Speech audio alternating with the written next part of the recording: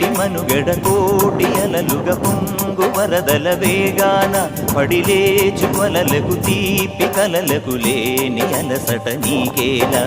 నల్ల నల్ల నీళ్లలోన ఎల్లకిల్ల పడ్డట్టున్న అల్లు మల్లు ఆకాశాన చుక్కల్లు